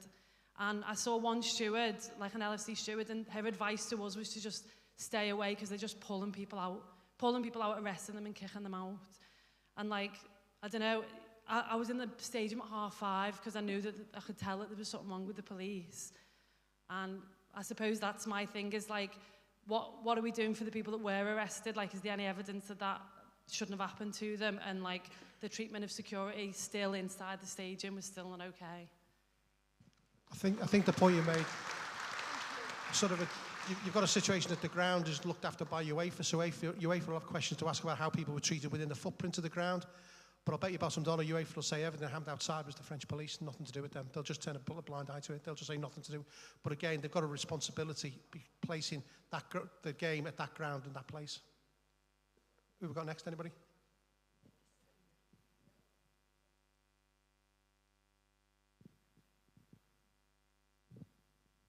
Yeah, okay. Yeah, so there's a couple of things. Firstly, I just wanted to point out that my missus was told that Paris wasn't safe to be there with children. And I just, as an addendum to what I was saying earlier, can we just bear in mind what that says about an attitude towards a Champions League final, the blue ribbon event, as Ian said the other day, and what that says about what it was doing there. And reminded that Paris asked for that final. It wasn't forced upon them, they asked for it. So the excuses they're making about time, whatever, just don't stand up at all. Then the other thing I want to say is, having been at Heysel, Hillsborough, I could be a conspiracy theorist loon, you know, as it is, I don't think I am. And, however, if you'd seen David Maddox's stuff in the Mirror, in the Daily Mirror this week, he was talking about the context, and I've been very interested about context particularly since Hillsborough. There's a political context to Hillsborough. There's a cultural context as well. There's a political context to what happened on Saturday. I'll be happy for someone to disprove that, but I believe there is. And the French government and the policing and the sort of laws they've been trying to get through in recent months, which they've been battered away. I'm of partial belief, and I'm very, very sceptical about conspiracy theories. I'm a partial belief that the French government saw us as the fall guys on Saturday, where they were going to get every reason they needed to pass through quite extreme policing laws, much as the same as this lot are trying to do in this country. So I just want to point that out. I'll be the fall guy here coming out with a conspiracy theory. I'm saying it because I want it on record. And then there was one more thing, but I can't remember what it was. But anyway, I'll get off anyway. Thanks. Cheers, thanks.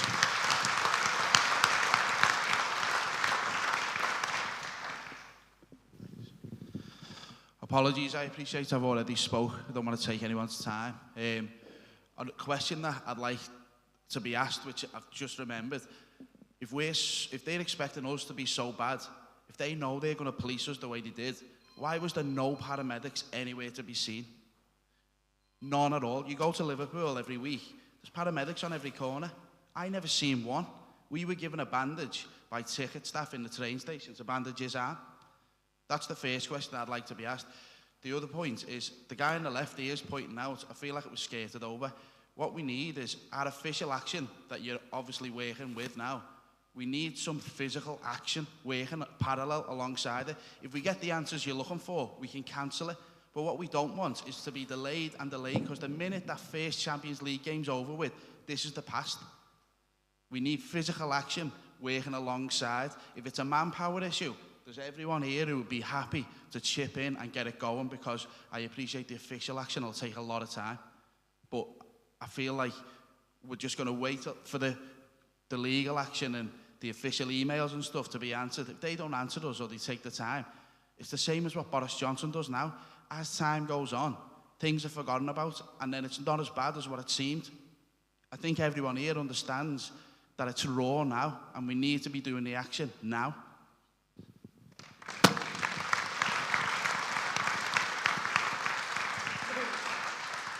So we have discussed direct action and looked at different parts of direct action we could do. I mean, we're not going to, I know it sounds like a wicked thing, but I'm not going to say too much about it right now. Don't want to be giving people's heads up, do you know what I mean? But there are things in play, and there are things we can do, and there's things we can do at several different levels. We can do it at the club, we can do it at other places. So we can and we will be looking at the I am as keen as you to do some direct action. And we'll be getting some flags made. Spy on Copper doing it, put some flags out for us. Anybody else? Just Martin at the front. You got a mic? Sorry. Yeah, so, Martin, just pause 1 second. Some guy hasn't spoken. Yeah, guy at the back and then Martin. Hello there, you okay? I wasn't at the game myself. Paris. I've been living in Liverpool 22 years now, originally from Dublin, Ireland. What went on was an absolute shambles. You can say this, we can say that, whatever. I've got something which is going out on social media. I write poems. I've been writing poems for 23 years, and I'm just going to read this out to everyone. It's going to be on social media. There's been an email sent to LFC already, all the Liverpool supporters clubs, and also the Echo website. So it'll be on social media in the next, well, just after Monday. I'm not going to bore you all with this, but it's the actual title of the poem is called Shame of Blame. I'm going to read it out now, and you know, the whole world are going to listen to this. All of us Scousers were having a great year, and then we were all confronted with so much fear. It was a day on the 28th of May when the French police caused complete disarray. Regardless of the 2 cups that we have just won, let's forget Man City, who took the third one. All of us Reds were heading to France just to sing some great songs and have a good dance. What can I say about Real's 1-0 win? It's the French authorities that need putting in the bin. They blamed us on this and they blamed us on that. It will be UEFA that will have the last chat. The French came in force with their tear gas and sprays. No Liverpool supporters should have been treated that way. There was thousands of mums and also dads with all of their kids who were all tear gassed. What a shameful scene for the whole world to see when all of us Reds arrived in Paris. So let's all please forget the 1-0 result, as it was the French who became the final insult. Thank you.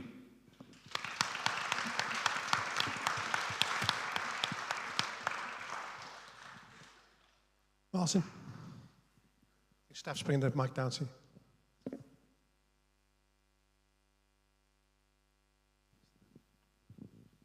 I waited to the end to bring this up because I wanted to see whether anybody had actually mentioned the safety certificate to the ground. For those who were in the ground, I'd like to know whether there was anybody who was actually sat in the lower tier in the southwest corner. If you saw the highlights of France-Denmark last night, it's clearly an away section. It was where all the Denmark fans were housed. I was sat in the upper tier above that section. And when the game was in play, those sections were actually locked with a key. Now, I know I've sent all the information through with photographic evidence to Liverpool and so on. And there's been nothing mentioned in the media this week at all. But I was just wondering whether there was anybody who was in that section. And we've got a picture of the thing that stewards had in the hands that shows gate closed. So yeah, we've yeah, got a picture of that. And people were being refused to go out to the access toilet to go to the toilet. And then if they did plead and get out, they were then having to stand outside and wait, and there was one steward in each section. So it was a clear breach, It's a breach of health any and safety law. any safety for, you know, whether it's crowd control or fire or whatever. But, you know, I've sent that through with all my report to Liverpool, and I can provide that. I mean, I am wondering where the French health and safety executive are. Because R1 would be all over this, and so I'm a bit like, hello people, where are you? But so it's really difficult to navigate, because when you're navigating in this country, you know all the institutions you're dealing with and how they operate and what your laws are. It's trying to get a handle on who's what and how we get into those organisations and kickstart It's when people are these talking about things. like class actions and so on. Well, actually, you know, that's a legal case, because the safety certificate has been breached, and then people who were in those sections will have a particular, you know, a particular claim. Yeah. And they were in somewhere, but I'll leave it there for now. Thanks, Martin. Yeah, just this guy. Just very And quickly. there's a guy at the back. Just before half-time, or at half-time, there was an announcement made, but they were playing music behind it, and it sounded to me like we were going to be kept in. Little bits of it. I couldn't hear it. Did anyone else hear it and see what he said? And he said, at the end of it, he said, if you've got concerns, speak to your steward. Did anyone else hear that at all? Well, Not getting a great deal from the room, but again, something which we can raise and yeah. can be put forward. Yeah. Sorry, lad at the back on the left. Hi, sorry, Max Stevens, didn't intend to speak, sorry. Yeah, the guy said before about people being locked in. So I went to the toilet on kickoff, and when I tried to get back into my seat afterwards, the gates were locked and the steward wasn't letting me in. There was also a lad on the other side trying to get out to go to the toilet. The stewards had printed on A4 basically a list of how the gates were supposed to be at different times, and it said basically during the game that the gates were to stay locked. That wasn't something that happened as a result of anything that happened outside or anything like that. The fact that he had this printed, to me, says that that was always their plan all along, was that we'd basically be locked in to the terrace, essentially, while the game was on, which, you know, is a risk in itself. Yeah, thanks for that. Anybody else like to make any contribution? Sorry. Peter, just down here on the right, the lady again. Okay, that guy, and then at the front again. Sorry, just a quick one. The last minute of the game, the riot police all came around the Liverpool end of the ground. I just want to raise that as a point. It's interesting because sort of discussion with the Merseyside police is that they were flabbergasted at that, because there was never any risk of pitch invasion in the sense of a lot of people going on. You might get the young lads who were on for shirts or whatever, but there was no intelligence that were a support that actually piles onto the pitch at the end of a game, and they were flabbergasted. 6,000 police were supposed to have been deployed for that final. The comment that I heard from somebody within the Merseyside police said, well, if there were 6,000 there, I don't know where they fucking were, because I never saw them. Just a final point, just talking about the exit. Given all the challenges that we had before the game, anybody that was there was aware that there are loads of side gates that I think should be ordinarily utilised to allow entry into that sort of outer perimeter. All of those gates were locked on exit, and we were directed out of 2. So I went to try and find my brother at gate R, which was his gate, and that's where we ran into players' families who were subsequently assaulted and robbed. We were told by, you know, the robo-cops by this stage, like the full-on riot police, that we needed to exit by 1 gate, which I think would have pushed you up past S and T. Now, that was locked, and actually they were forcing us out over that air bridge into Saint-Denis. Now, given all the problems before the game, why were they not trying to safely disperse people by opening all those gates around the stadium? Because actually, that would have dispersed the challenge, and it wouldn't have caused those choke points, and it wouldn't have created that hell underneath the A1, which a lot of us ran into, with guys running around with machetes attacking people. So I think we need to ask the question. They knew there were challenges before the game. They did nothing at all to change that after the game. And actually, when we were challenged as to we needed to disperse and we needed to move, we told the police that the gate was locked, and they had to get on the radios to check. And in that time, we sent them to help, to the point who somebody made earlier that there was no paramedics. We sent them to a collapsed Liverpool fan. 3 of them had to go and assist and give first aid. So why? I mean, it's the classic playbook, isn't it, which we've seen over the years. Mismanagement, don't care, treat football supporters like scum. That's what it is. I mean, that's where I think I personally stand, and a lot of people stand. We need that to be disproven. Prove why we were treated that way, and where you suggest that we went wrong, because we didn't go wrong. None of our supporters went wrong. Peter, yeah, one more. Yeah, I just wanted to bring something up. Obviously, listening to the lady, so her experience was going in and the crush that happened on the underpass. I got the Line B train, so I think I got off at Le Plan. I breezed through, and I actually got to the gates, left that area, because my mate had to pick up a ticket, come back about 2 hours before, and it was still the same. There was no chaos.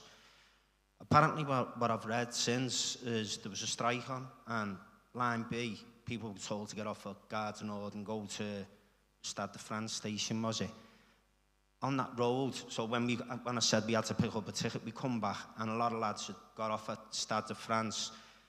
That road that I met them on, they actually got to the bottom, and everyone followed each other, left. We went right, and then had such an easy experience getting in. Why wasn't there any communication or direction for them people coming down there to go right? Because I've seen a map, I think it was on a UEFA site, where it was highlighted that route was a way in. But obviously there was a massive communication breakdown, and that hasn't really been highlighted, and I think that's something in the investigation that should be brought up. We had no trouble at all. Funny enough, we didn't have any trouble coming out either on Line B. People might have had different experiences, but it all seemed to be the other end. I just wanted to bring that up. Made a note of that, yeah, thanks.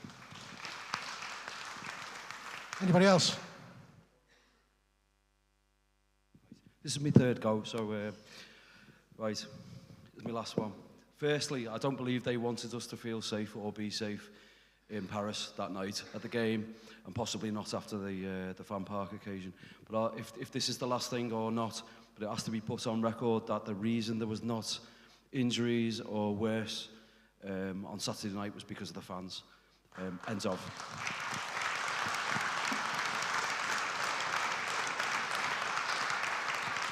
Anybody else? Yeah, just a guy again.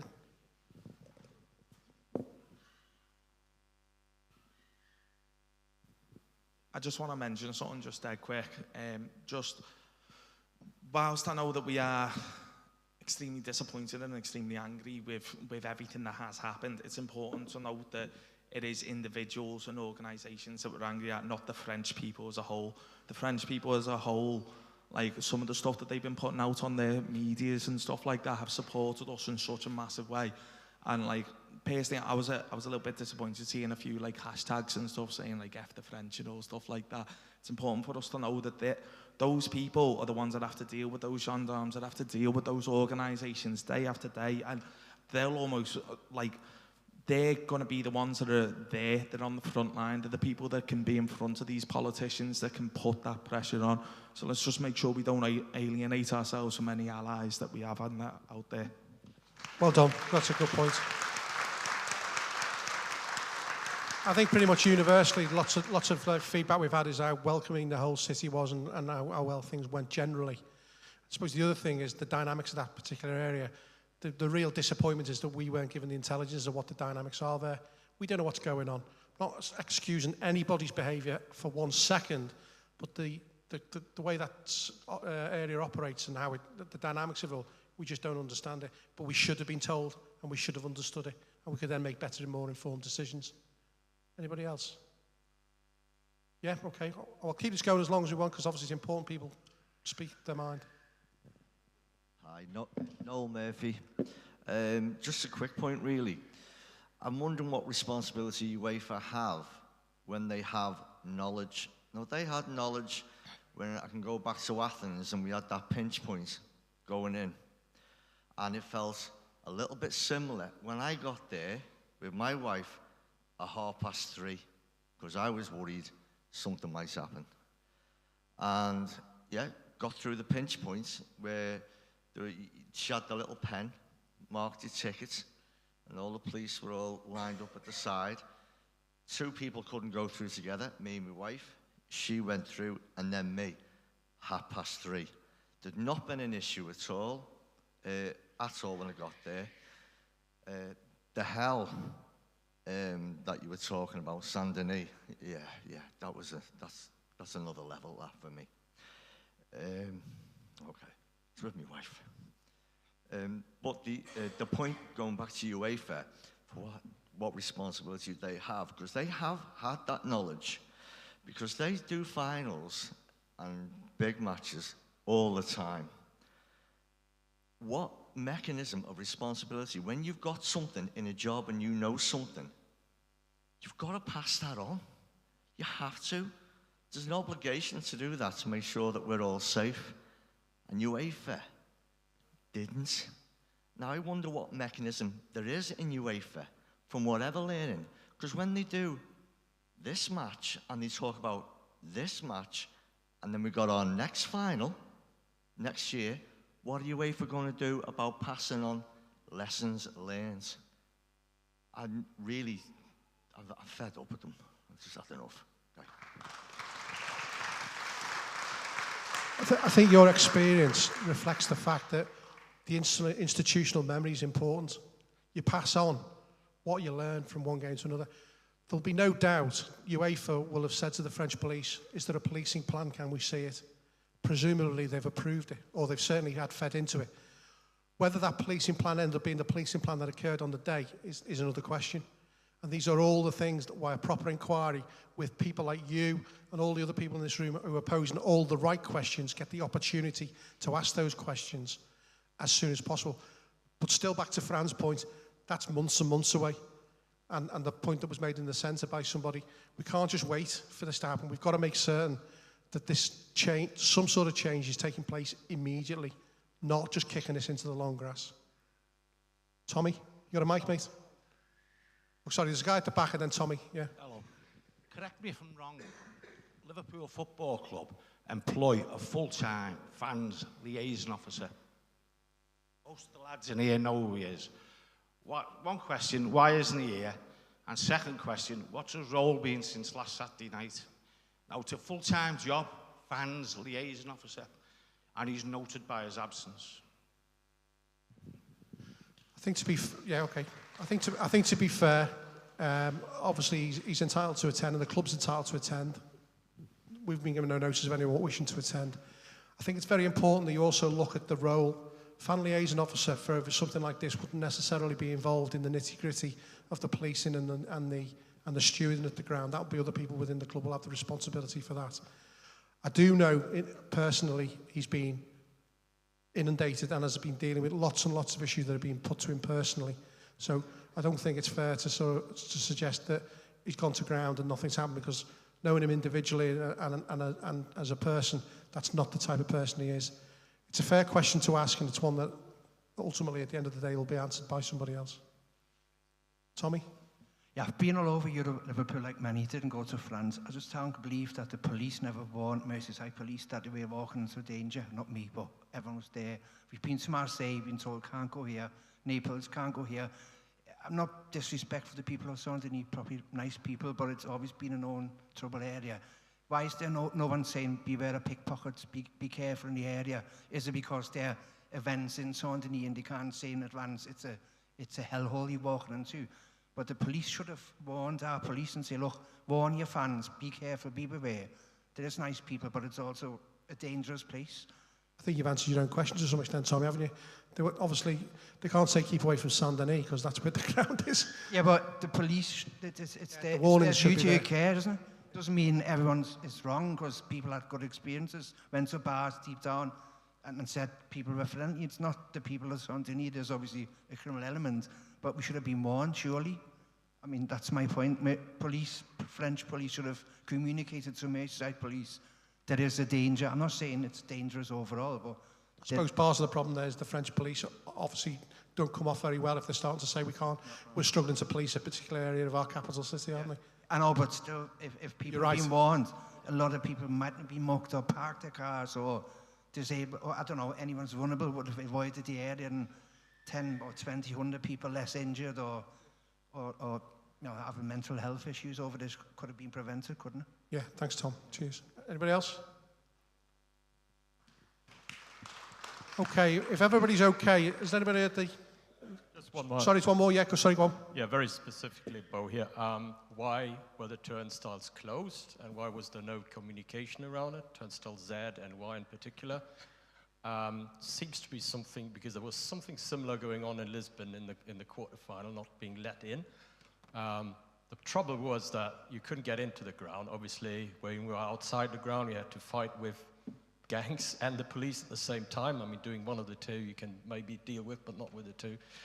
And normally, my normal reaction would have been just to go back to my hotel, but that obviously wasn't an option, because you couldn't just go back to the station. So I think that's pretty critical as well. Yeah, and that's a question clearly has got to be answered, doesn't it? I'm going to say Mark, just one guy at the back and then Martin.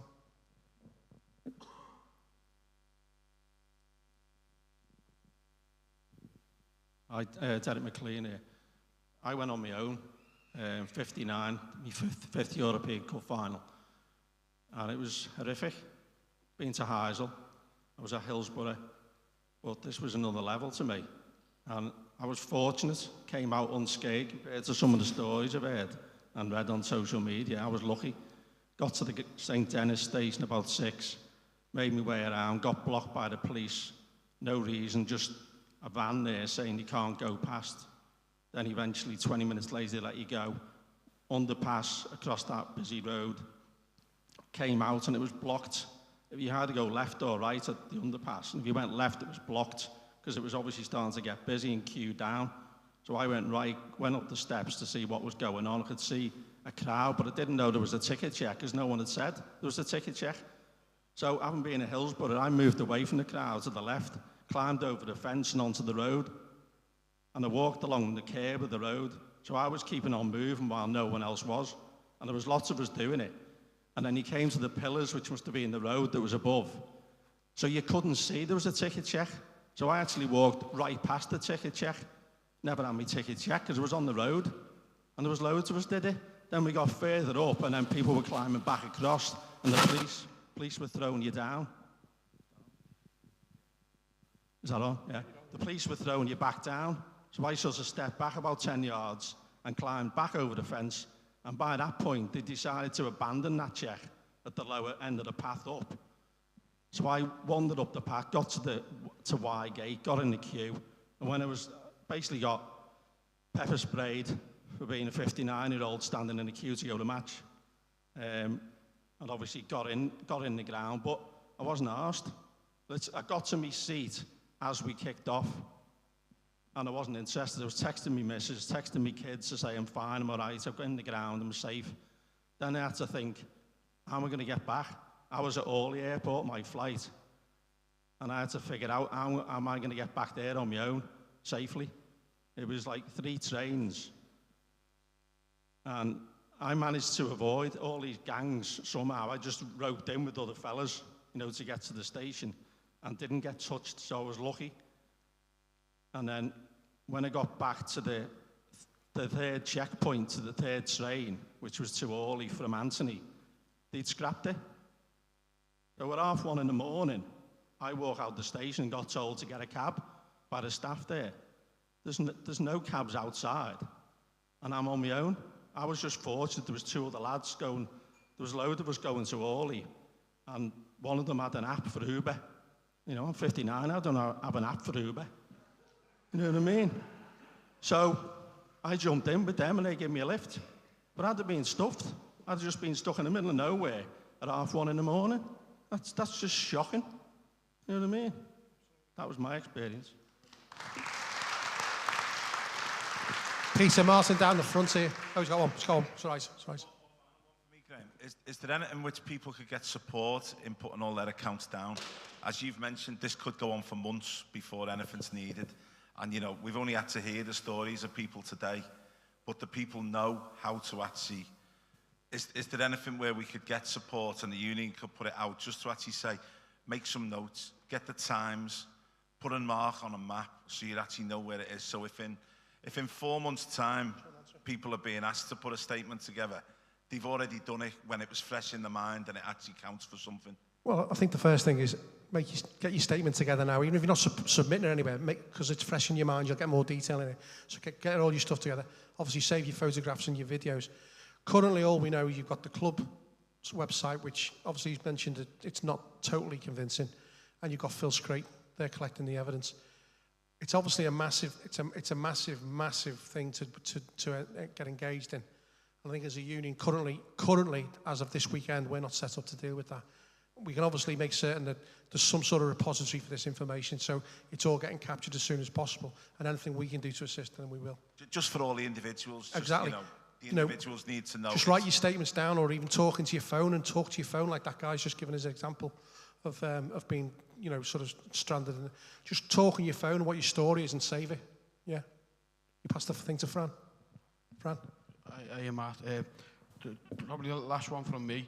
So, where people talk about lessons learned and business continuity plans and what lessons are UEFA learning, the only reason we're able to sit here today and we're not in a funeral or being attending funerals through this week is because the lessons we've learned as a supporter base over the last 40 years, 50 years, going the match, being mistreated by police, being mistreated by authorities, and learning how to behave ourselves. So while our great Merseyside police have been here, let's just slow down a little bit on exhaling how great Merseyside police are and police in general, because it's all part of the reasons why we're so good and so well behaved at what we do, because we've learnt lessons of mistreatment from police and authorities leading up to this point.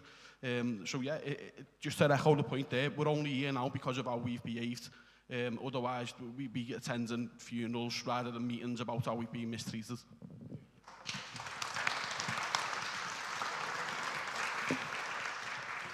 Fran, that's spot on. But it's so important that we have told these stories here today and to collate everything. And obviously, we're all volunteers and we do what we can and the best we can at times. We are an organisation. You are our organisation. You are our people that we go to when we need help. Now, to get all this down and documented, it's so important. Like, you just hit the nail on the head. If it wasn't for us, there would have been, obviously, deaths. That's how bad it was. We policed ourselves, we made sure we done the right thing, all right through that Saturday evening. It was horrific, mate, and I thought I'd seen it all in football, and that was something else, mate, I'm telling you.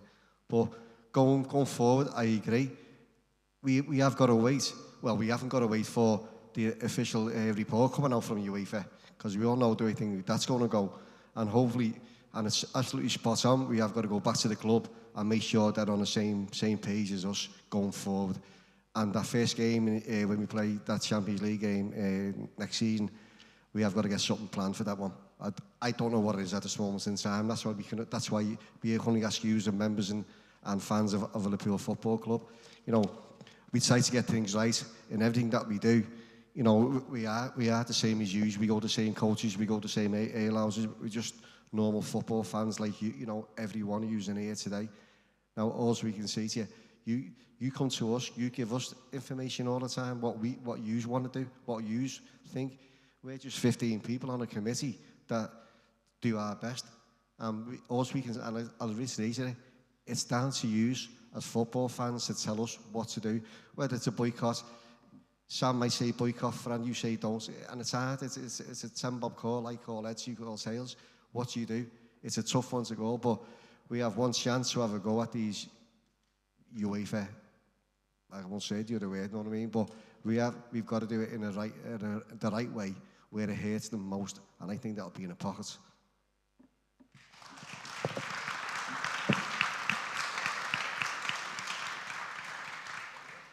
I was just going to say, basically, to me, basically, the key is the club. Basically, like, we support the club all the time. Basically, you can hear from here today the anger and basically the upset. The club have got to come on side and really back us here. Like, obviously, we'll be speaking to the club to try and make that happen. But this is their chance to stand up and get right behind the supporters and show that when the supporters have suffered, they're actually going to support us. And that's what I think we've got to do.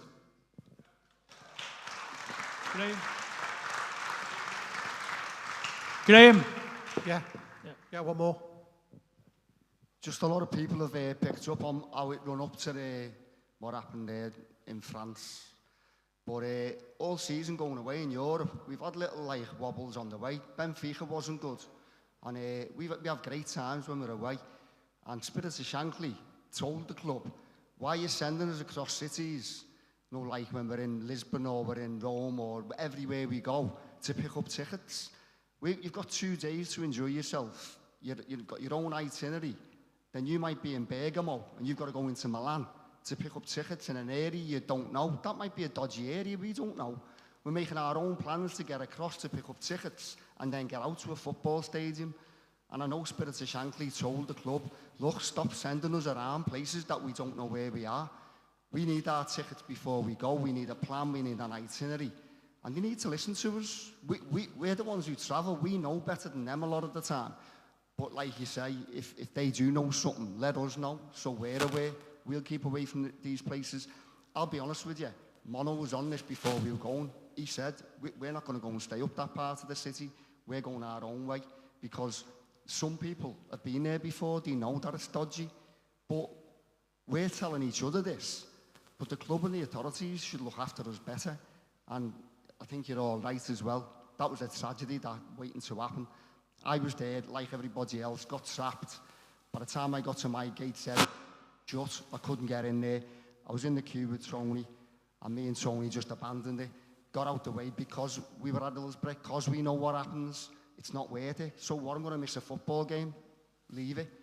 But other supporters wouldn't be like us. They think... Hello? Yeah. They think it'd be all and end all to get into a football stadium. We know it's not. You know what I mean? So I think it was just lucky that we had common sense and walked away from it and went in a little bit later. But the club needs to know, and they need to back us, that when UEFA are trying to send us places when we don't need to be in certain places, they've got to stop it and look after us. Health and safety's got to come first. Well said, well said. Anybody else? Okay. What I'll do is, obviously we've all been taking notes. Everything's been said. It's obviously been recorded. Some of the major points that have been made are going to be reflected in what our actions are going to be. What I want to do is just go back to the actions I talked about at the start of the meeting, but actually make a bit of a change because of what we heard today. It seems clearly that the club and our sort of liaison with them has got to be paramount in the next few days and the coming weeks. We've got to make certain that the club are doing all the heavy lifting on this as much as anybody. So that's gone straight to the top of the actions that we're taking from this meeting, I think. Secondly, clearly some sort of protest and visibility about our feelings about what has taken place has got to take place, and that's been taken from this meeting as well. And then obviously there are the things that we talked about at the start of the meeting that we were already looking at doing, the ticket refunds, the resignation of the politicians, make certain that UEFA reflect that SOS are leading the fan engagement on any inquiry. Sponsor engagement, we're going to be doing that as well. Attendance of the FSE conference. Continued help for supporters, and I would stress again, help is here. We're trying to get this fundraising going to help people who have suffered financially because of what's happened. And again, if you can, speak to Mel at the end of the meeting. And of course, most importantly, I think on all this is anybody who's suffering with many mental health issues, speak to anybody at the committee. We'll refer you on to all the agencies that might be available. Or if you want to do it privately afterwards, please get in touch. It's absolutely imperative we look after each other as we've always done. And finally, join the union. I think at that point, unless there's anything else anybody would like to add, I'd just like to finish off with... Oh, hang on, there's one more. Go ahead. Who, sorry? Yeah. The Madrid supporters are not as sort of engaged as we are, but certainly that is something that we'll be looking at soon, and you then rely upon what engagement they give back.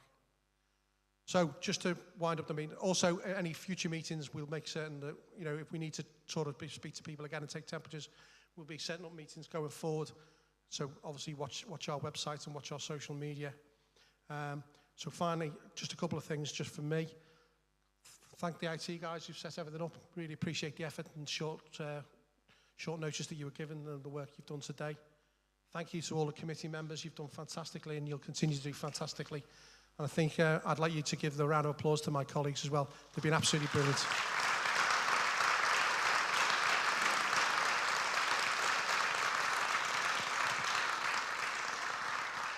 As I think, Jonathan, is it? I think Jonathan said earlier. Let's thank the French people for looking after us while we were there and how hospitable they were. We're not tarring all the same people with one feather here. We were looked after very well.